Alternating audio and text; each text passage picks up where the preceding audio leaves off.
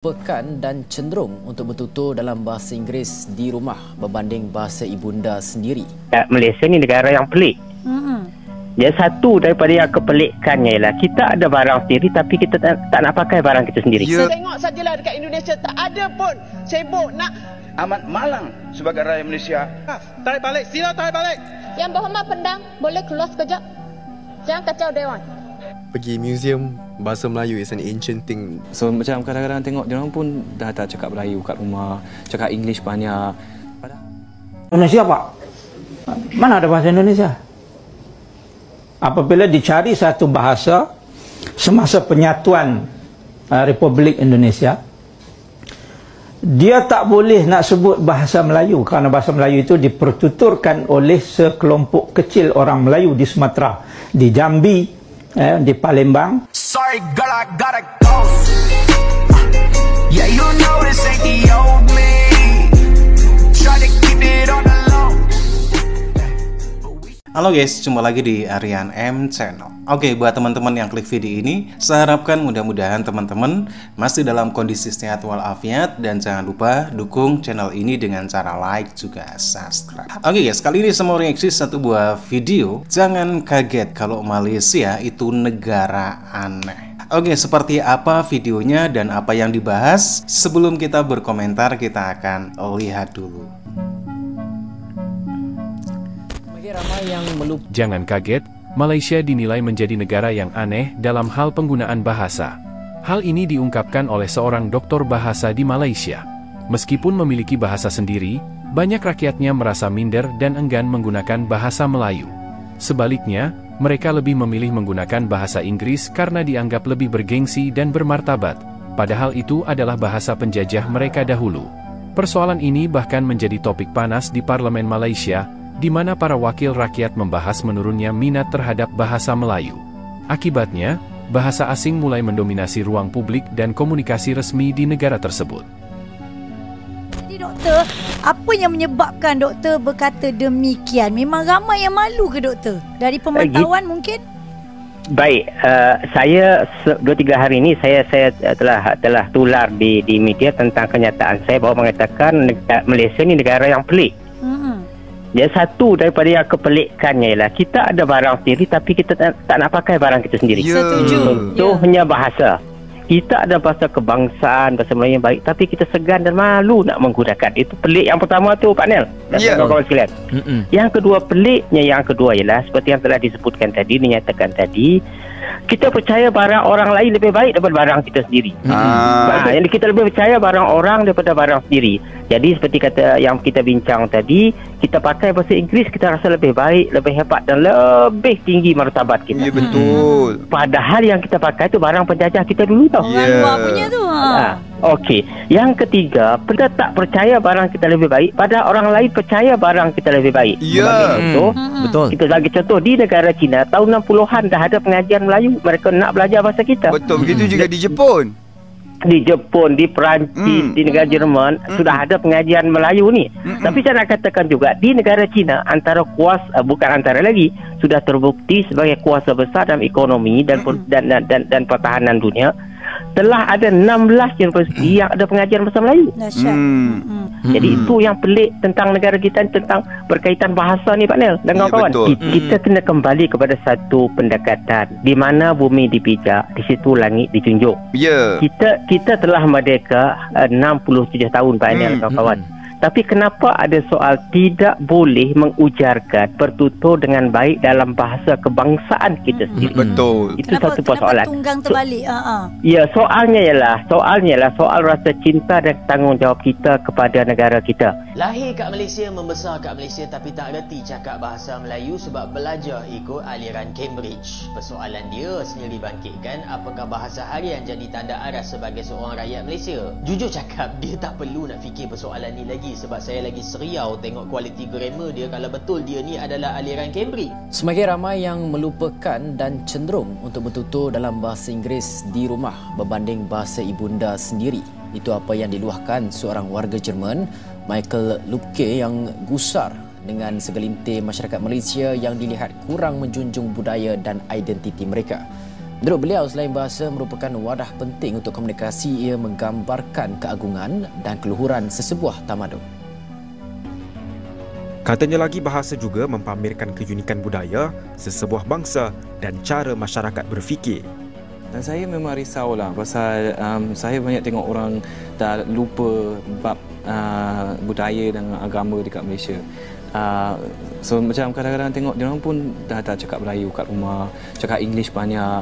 Padahal itu kan benda yang penting kan. Itu kan sejarah kita, sejarah Malaysia. Macam-macam orang dulu dia lawan kan untuk tahankan budaya dengan bahasa itu. Sekarang semua orang macam dah buat lupa.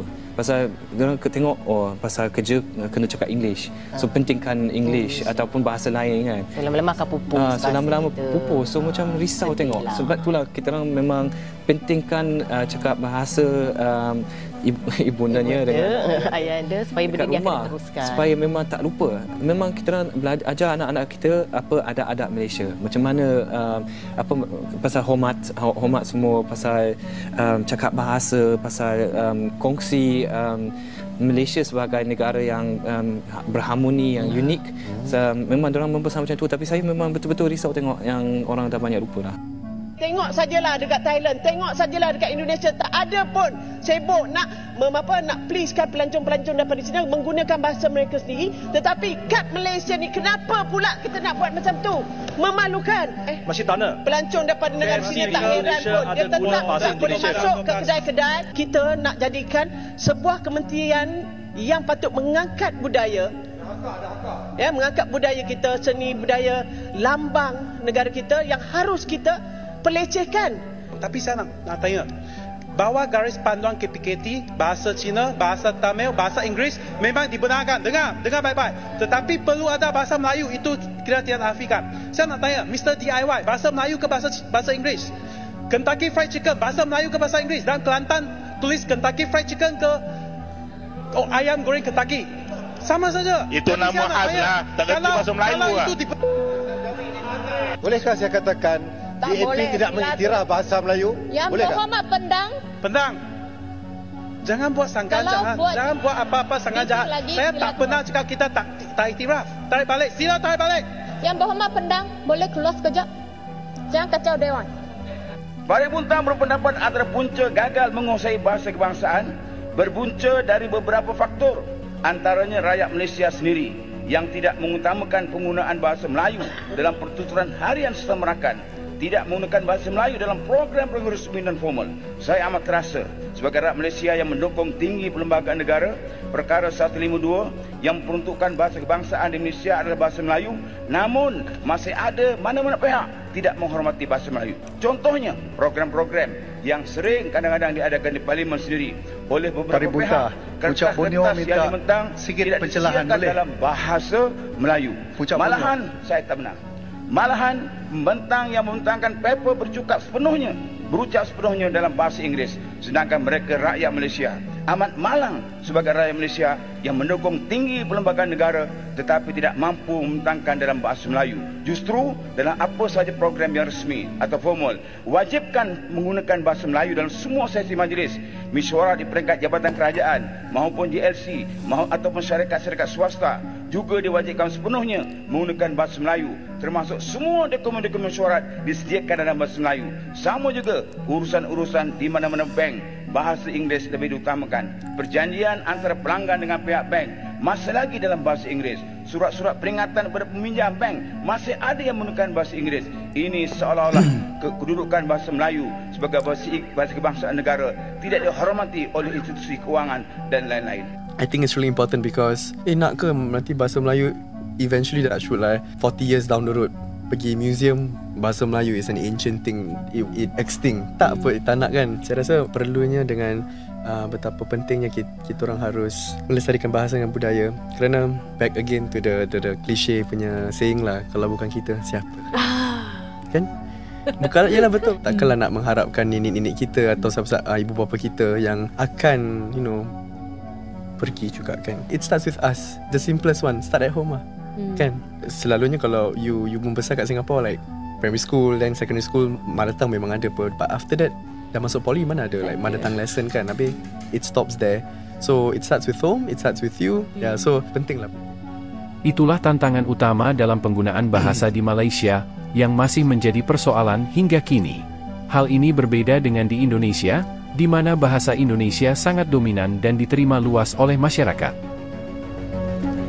Oke guys, demikian satu buah video yang membahas tentang permasalahan bahasa Melayu di Malaysia sebagai bahasa resmi, sebagai bahasa nasional. Memang kalau kita melihat beberapa cuplikan video tadi, memang Malaysia ini aneh ya. Kita tahu selama ini Malaysia yang selalu menggembar-gemborkan tentang bahasa Melayu dan ingin memartabatkan bahasa Melayu ke antar bangsa. Akan tetapi pada kenyataannya justru apa yang dikatakan oleh profesor-profesor bahasa yang terkadang juga menyinggung bahasa Indonesia, bahkan juga meremehkan bahasa Indonesia. Justru melihat kenyataan seperti ini, alangkah tidak berharganya bahasa Melayu di Malaysia. Kenapa demikian? Karena kalau kita melihat beberapa cuplikan video tadi, bagaimana bahasa Melayu di Malaysia sebagai bahasa persatuan yang katanya mendunia dan selalu berkoar-koar ingin dimartabatkan oleh profesornya, akan tetapi justru masyarakat Malaysia secara keseluruhan tidak antusias dengan bahasanya sendiri. Bukan kita yang mengatakan, akan tetapi justru